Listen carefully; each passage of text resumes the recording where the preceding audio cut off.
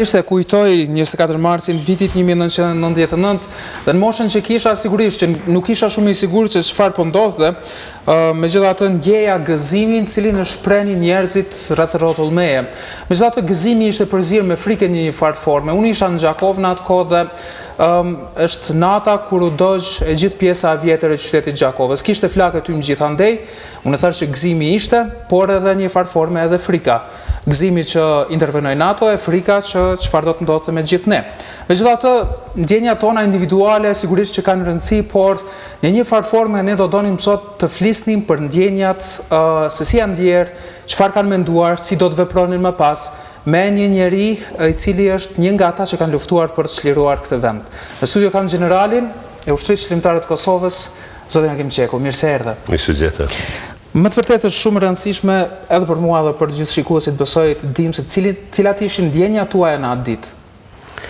Po, ndjenjat ishin për afert se gjithë qytetarët e Kosovës, ishin deri në atë ditë gjithë qytetarët ishin në angth, ishin pritje, e prishin që të fillohen bombardimet, disa nga përvoja më hershme thoshin a do të fillojnë, nuk do të fillojnë, kështu që gjithë ato me dyshje më të ushtuan me bombën e parë që ka ra në micaqe serbe. Kështu që ishte ajo fillim i përfundimit luftës.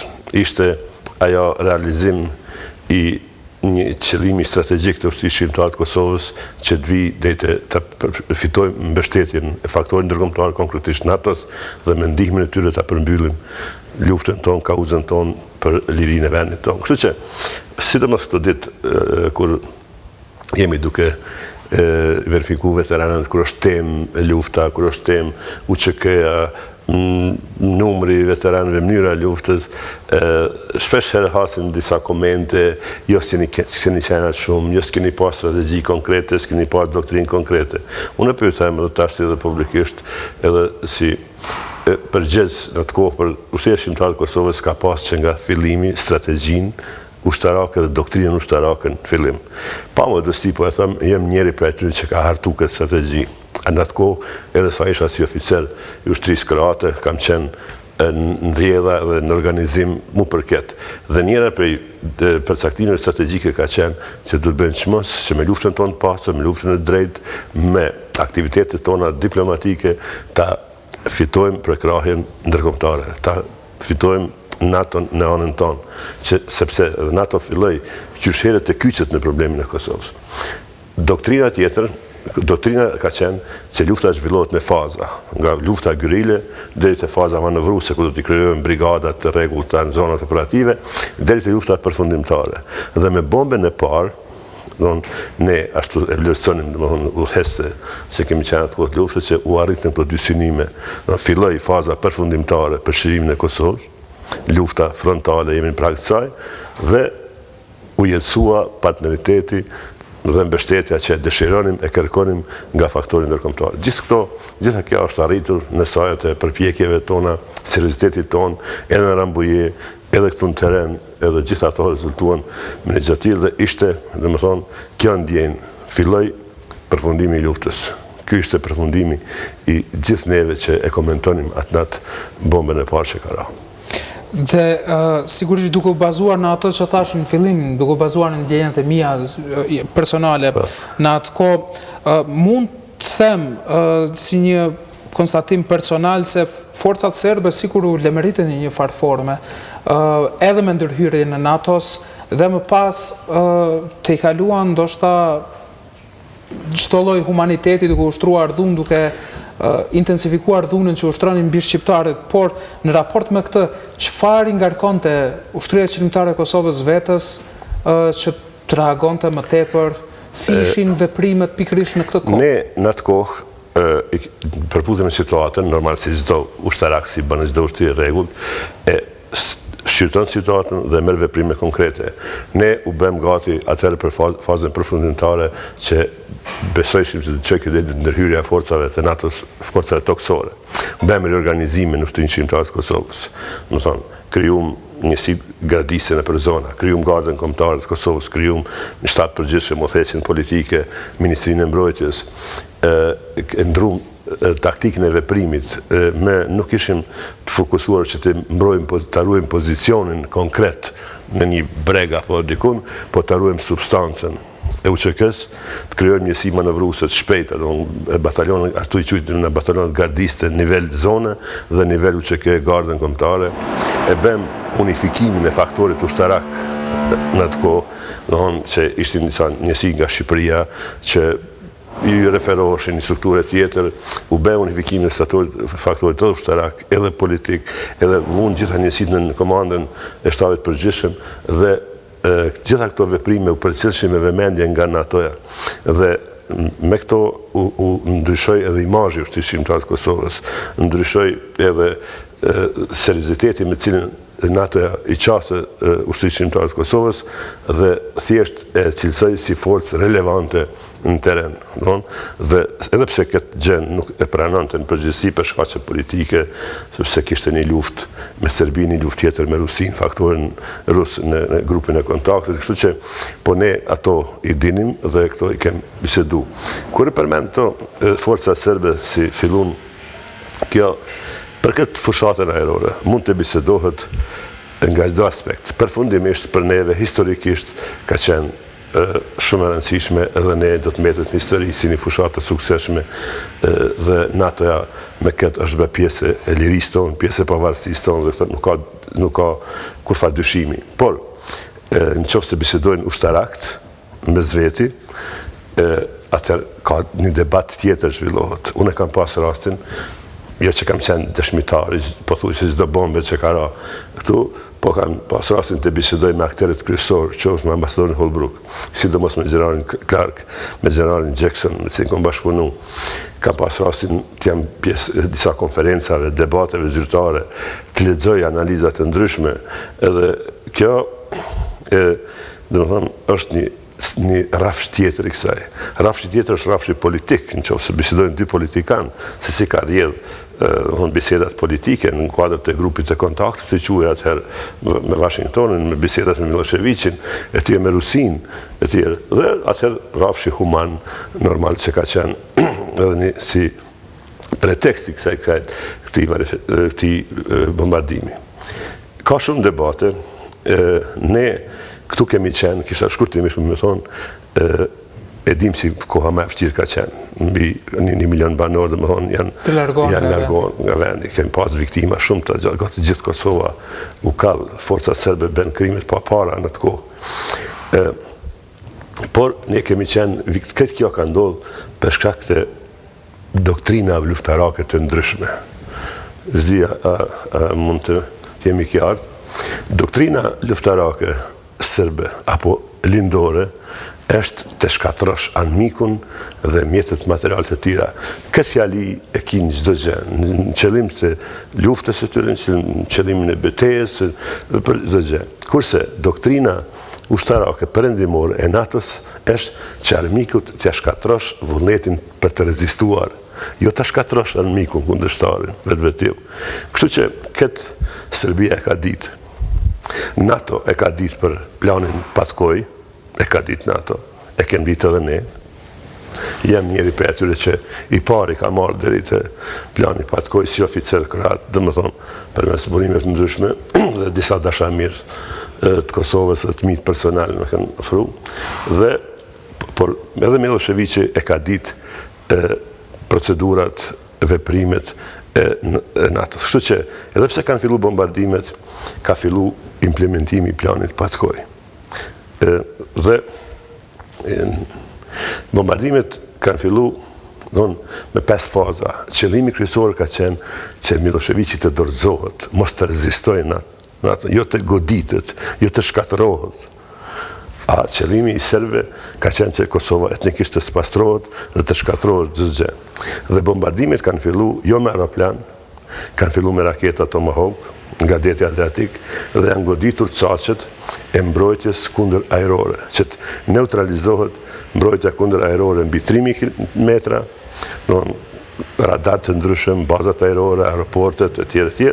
Dhe të neutralizohet pastaj sistemi i komunikimit.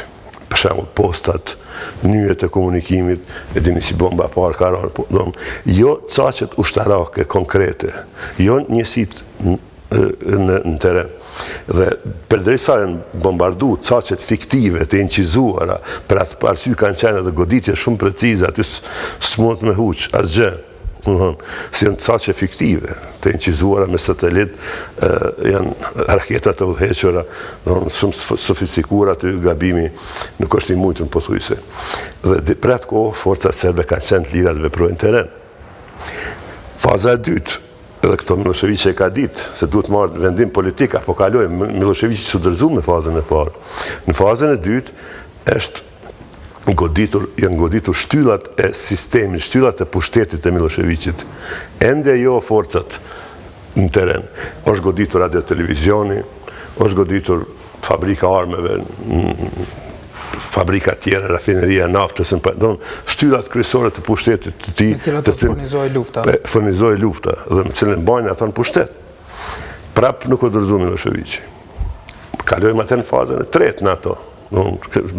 Plani para parë, dhe këto ditë ka qenë mediume, ka qenë edhe proces gjithësor, ka pas burime nga NATO që e kanë ndërzu të plane Miloševićit, prapë vazhdojnë të goditen caqet fiktive. Dhe faza e tretë ka qenë izolimi i fushbetejes, që t'ju pamundsohet manovrimi i forca serbe, goditja e urave, e hekurudhave, e rrugve, që pamundsohet lëvizja. Kështu që faza e katërt ka qenë, atër në qofë se s'ka sukses, atër e goditen caqet ushtarake. Faktikisht një farforme gjuetije, aeroplanët janë të lirë. Edhe në atë fazë ka pasur shumë gabime, se pilotët janë të lirë për të zgjedhin caqe, ka pas gabime edhe në Korish, ka pas gabime në caqe tona, në Koshare, ka pas me qëllim a pa qëllim, ata thojnë pa qëllim. Unë ka bisedu gjatë për këto çështje me ta. Kështu që thjesht kalimi prej fazë në fazë, marrja një vendimi politik për të kaluar, gjatë tëra asaj kohe, forcat serbe në teren ka qenë të papenguara. Dhe këtu ka, për këtë arsye këta kanë ditë dhe ata kanë shfrytzuar këtë rast që ta implementojnë deri në fazën e katërt. Edhe në fazën e katërt, atëherë kur ka fillu, edhe kemi fillu dhe natërshin konsolidimin, dhe kemi fillu operacionin Shigjeta, edhe betejë Kosharës, operacioni Shigjeta. Ka pas shpesh marrëveshje ose koordinim të ofensiva mes FÇK-s dhe NATO-s? Kësir, du të jemi sinqert, dhe atë kohë kam qenë shefi shtabit përgjithshëm, ka qenë përgjithsi kryesor për këtë. Ne, bashkëpunim ka pas, po ka qenë në heshtje edhe indirekt bashkëpunimi. Jo i drejt për drejt dhe në fazën e katërt. Domthon deri dikun ka mes fillimi majit. Bashkëpunimi ka qenë përmes Shqipërisë, përmes njerëzve tanë që janë në Shqipëri, përmes miqve tanë që kanë qenë komisioni verifikues, përmes disa shefave të zyre diplomatike që kanë qenë në Kosovë dhe tani janë në Maqedoni apo në Shqipëri, dhe janë në zhvendos. Ne atyne drejshim informacione, ata kinë se NATO-s apo jo, po kryesisht kanë qenë të goditje e caqeve fiktive. Po, shpesh ke marrë informacione, sonte NATO nasi UÇK do të bombardoj në këto segmente, me koordinata në hartë dhe lajmëroni trupat e juje që do të ketë aktivitete nga kjo. Por, në fazën e fundit, kur ka fillu goditja e caqeve taktike, kemi pas komunikim drejt për drejt. Personalisht unë si shef i shtabit, nga shtabi i përgjithshëm që ka qenë në Divjak, me shtabin e NATO-s që ka qenë komandohu me generalin Jackson. Kemi pas komunikim të drejt për drejt në telefon satelitor, kemi pas shkëmbim skemave me faks nga telefonit satelitor, dhe kjo ka ndodhur me qindra herë gjatë ditës.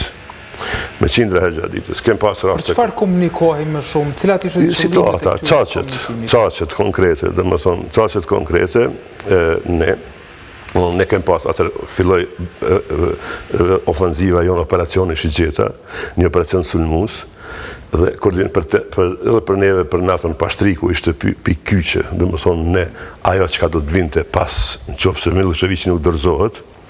Dhe mendoj që goditja kryesore ju ka dhënë Miloševićit në këtë fazë. Kjo është faza që e pruni Miloševićin ta kuptoj edhe NATO-n seriozisht, po ta merr edhe UÇK-n seriozisht. Edhe këtu jam dëshmitar i disa goditjeve konkrete, për shembull ditët e fundit, para se të dorëzohet Miloševići pa të vendosur që të dorëzohet, por ta përmbyll luftën pa u çeken, ta shkatrojë çeken. Dhe ne kemi pas 8 ditë rresht ofanzivë të parë në malet e Berish ku ka qenë vendosur shtabi i përgjithshëm. Jo vetëm shtabi i përgjithshëm, por institucionet tjera të qeverisë së përkohshme, ka qenë Kosova Presi, ka qenë Kosova Lirë, kanë qenë çdo gjë që ka qenë në Kosovë, institucione shtetërore kanë qenë aty, edhe e kemi pas një ofanzivë jashtëzakonisht madhe. Por kemi pas një koordinim të mirë shumë me NATO-n dhe kam qenë edhe dëshmitar unë edhe shumë prej nesh e goditjeve direkte të caqeve konkrete serbe. Në 24 mars ju keni qenë në shtabin e përgjithshëm. Po. Edhe, kështu që kjo fazë ka qenë vendimtare. Miloševići deri në momentin e fundit nuk është dorëzu, por fillim ka debate shumë, dhe këto du të thonë pasi po folim për këtë ditë, për përfundimin e saj. Pse o dorëzu Miloševići? Kam bisedu, këtë pyetja kam bërë shumë kuj, kam lexu studime, kam lexu raporte. 4 arsye janë pse o dorëzu Miloševići. Dhe këtë du të di opinioni i gjerë. E para është, humbje, NATO-ja nuk po hek dorë, ai ka besu si NATO do të përqahet, do të lodhet, edhe do të ndaloj, edhe prapë do të kthehet në tryez me zgjedhje politike. E ka pasi një gjë e tillë, nuk është, dhe përkundërtën o lodh vetë, ju ka lodh ushtria, ka demoralizu ushtria, edhe po humb. Kjo momenti. Dyti është shpallja krimine lufte. I treti moment është, kjo si NATO nuk o lodh, me 3 qershor, presidenti Clinton ka thirrë shefat e degve, shefat e forcat toksore, forcat detare, aerore, ju ka thonë që ta përgatisin për 2 ditë planin B-. Plani B-, për ndërhyrje toksore. Plani B-, plani B ka qenë ndërhyrje toksore, po minus, vetëm me ata që dojnë. Jo si NATO në përgjithësi. Jo tër NATO-ja. Jo tër NATO-ja, se disa vende vetëm kanë marrë vendim politik se me forcat toksore nuk him. Dhe kanë qenë i vendosur presidenti Clinton, kryeministri Blair, edhe disa vende tjera kanë qenë dhe kanë quajtur koalicion të vullneteve. Edhe Miloševići ka marrë këtë fakt. Pas këtij vendimi, Rusia ka lënë në anën e grupit e kontaktit dhe i thotë Miloševićit dorëzoj edhe ky fakt. Po fakti i 4, këto janë elemente. Fakti i 4 është ofanziva UÇK-s. Nga Kosharja dhe Pashtriku. Miloševići është dërzuar, kur është dërzuar, sepse nuk ka dashur të turprohet, se ishte turpru. Në kohën kur ne kemi fillu ofenzivën nga kufiri, fazën përfundimtare të luftën frontale, forcat serbe, të cilat kanë qenë të fortifikuara, të maskuara në pozicionet të ndryshme, në akse rrugore që qojnë nga kufiri për rreth kufirit. Përshjara për luftën në Koshare? Po, Koshare dhe në Pashtrik, po edhe në Mrëndësi, ka qenë kjo e koordinume, edhe në Mrëndësi, kem pas në lëvizje, edhe nga Mrëndësia në drejtim të kufirit, ka qenë çdo gjë e koordinume. Atër forcat serbe janë ngrit, janë zbulu, kanë fillu të lëvizin drejt kufirit, drejt Kosharës, drejt Pashtrikut, dhe atër janë bërë caqe rentabile. Kanë qenë shumë të ndihshme nga avionet e NATO-s. Dhe ajo ka qenë faza kur avionet e NATO-s godashin caqe në teren. Dhe në atë moment ka pas humbje të jashtëzakonshme. Ju kujtohet emri avioni B-52. Ajo është aeroplan bombardues i cili për herë të parë në histori është përdorur në Kosovë. Dhe është aeroplan që godet caqe sipërfaqësore. Ai shpërndan bomba si tepih. Dhe më thonë, jo e godet një tank, apo një top, apo një godin, por godet, dhe më thonë, një sipërfaqe jashtëzakonisht madhe. Edhe aty ka pas, ka qenë forca serbe, të cilët kanë qenë, ju ka kundërvy forcat tona nga kufini, numër shumë i madh i tyre, i pajis, i njerëzve, i teknikës luftarake, i topave, tankseve, edhe një goditje ati aeroplani, dhe i ka demoralizu, unë jam dëshmitar, jo veçune, po njeri për dëshmitarve, që brigadat të tëra, jo me automjete ushtarake, me automjete civile, me traktor, me kere, me kuaj, duke ikur nga Pashtriku, nga Koshara. Dhe ka qenë kemi qenë shumë afër që ne të shëtitemi në Kosovë nga Kosharja. Dhe që Miloševiqi të hum luftën nga UÇK-ja, e ndihmuar nga NATO. Dhe e ka vendosur dhe ka llogarit ma faqebar dal para opinionit apo e ruaj pozitën teme në qoftë se i dorëzohem NATO-s. Kështu që ky faktori i katërt ka qenë pothuajse më vendimtar se këta tre, pse dorëzoi Miloševiqi. Do të mund të kishte një mbështetje ose partneritet mes UÇK-s dhe NATO-s në atë kohë? Po, patjetër. Për të arritur deri nivelin përfundimtar të çlirimit të patjetër, ne kemi qenë gati, kemi qenë koordinuar, kemi qenë në kontakt, domethënë, dhe kjo do të kishte ndodhur, ne kemi qenë forca toksore e NATO-s praktikisht prezente në Kosovë.